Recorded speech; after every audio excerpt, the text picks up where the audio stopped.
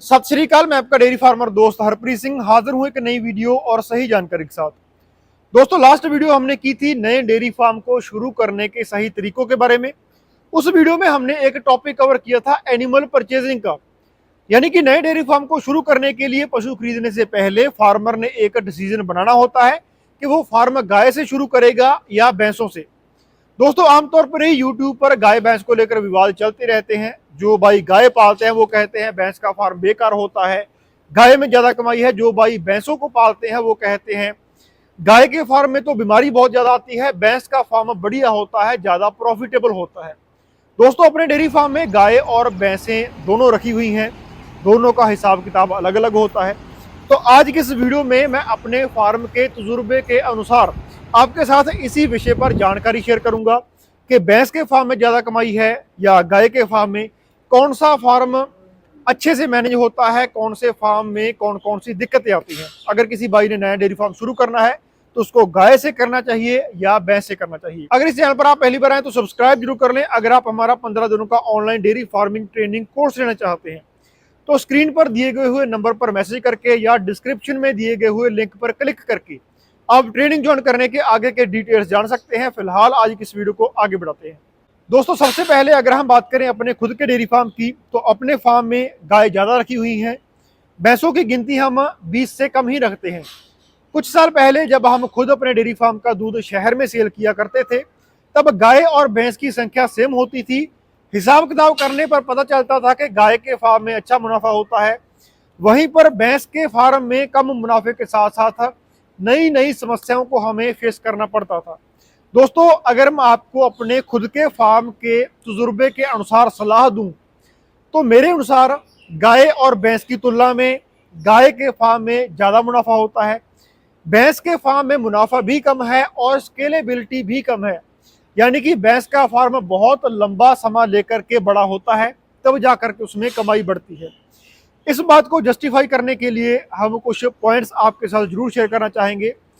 दोस्तों, सबसे पहले अगर हम बात करें डेयरी फार्म की स्टार्टिंग की, डेयरी फार्म की शुरुआत की, तो भैंस का डेयरी फार्म शुरू करने के लिए आपको इन्वेस्टमेंट ज़्यादा चाहिए होती है अगर उसकी हम तुलना करें गाय के डेयरी फार्म के साथ। इसकी मैं आपको एक छोटी सी उदाहरण दे देता हूं। आज की डेट में 2024 में अगर आप भैंस खरीदने के लिए जाओगे जो आपको तकरीबन 18 से 20 लीटर दूध एक दिन में देगी, उसकी कीमत तकरीबन 2 लाख के आसपास होती है। और दोस्तों, वहीं पर अगर आप इसी बजट में 25 से 30 लीटर तक दूध देने वाली एचएफ गाय लेने के लिए जाओगे तो 2 लाख में आपको 2 गाय मिल जाएंगी।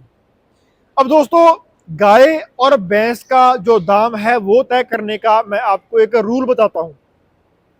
अब देखिए, रेट मांगने को जिसने पशु सेल करना है वो कुछ भी रेट मांग सकता है। वो एक पशु का 10 लाख रुपए भी मांग सकता है, ये उसकी इच्छा है। बट गाय का जो असल दाम तय किया जाता है उसका पूरे साल का दूध का हिसाब लगा करके, सारे खर्चे निकाल करके जितनी वो एक ब्यात में कमाई करती है उतना उस गाय का असली दाम होता है।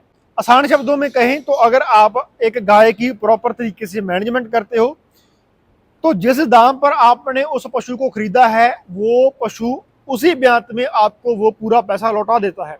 पर दोस्तों, भैंस के फार्म में ऐसा नहीं होता। भैंस का दाम कुछ अलग तरीके से तय किया जाता है। गाय में गाय का दाम होता है सिर्फ उसके कमाई के अनुसार, भैंस में भैंस का दाम होता है उसकी कमाई प्लस उसका खुद का दाम इसमें ऐड कर दिया जाता है। इसकी अगर मैं आपको उदाहरण दूं, मान लीजिए एक भैंस आपको एक साल में 1 लाख रुपए कमा करके देगी तो उसका दाम तकरीबन 1,70,000 या 1,80,000 रुपए होता है। क्योंकि दोस्तों, इसका एक बेसिक सा रूल है, अगर आपकी गाय दोबारा से नहीं ब्याती है, गब्बर नहीं होती है तो उसकी कीमत 0 है।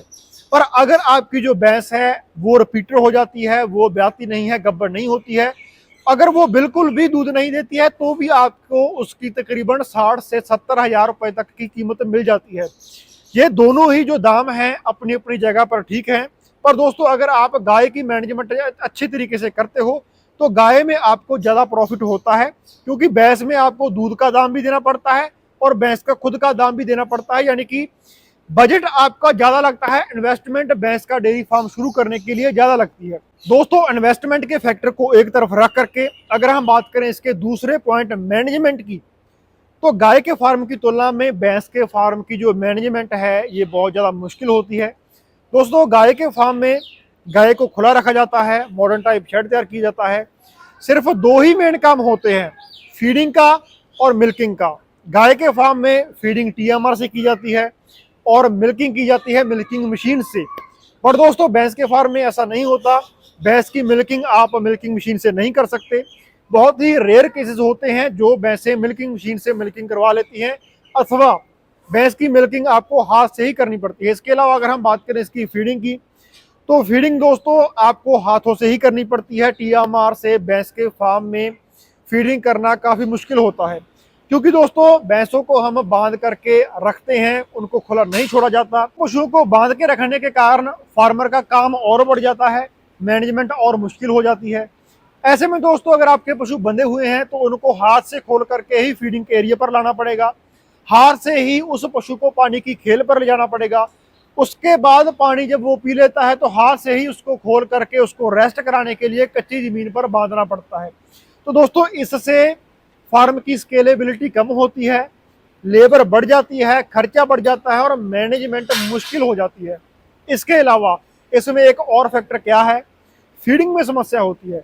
अब गाय के फार्म में क्या है कि हम पशुओं को साइलेज खिलाते हैं, भैंस के फार्म में साइलेज ऑफर नहीं किया जाता, क्योंकि दोस्तों भैंसों की दूध देने की कैपेसिटी कम होती है, जिसके कारण जब वो ज़्यादा लगातार साइलेज खाती हैं तो ओवर फैटी हो जाती हैं। ज़्यादा मोटापा होने के कारण उनको आगे चल के कंसीव करने में, प्रेग्नेंट होने में समस्या आती है। इसीलिए जो भैंस का फार्म है इसमें उनको हरा चारा दिया जाता है। दोस्तों, आप सभी जानते हैं कि हरा चारा काटने का काम कितना बड़ा है और कितना लेबर वाला है। अगर मैं इसकी छोटी सी तुलना करके आपको बताऊं, तो अगर कोई फार्मर 50 गाय का फार्म चला रहा है तो वो सिर्फ 2 बंदों की हेल्प से तकरीबन 2 घंटों में सुबह शाम का साइलेज अपने साइलेज पेट से निकाल करके अपने पशुओं को डाल देगा।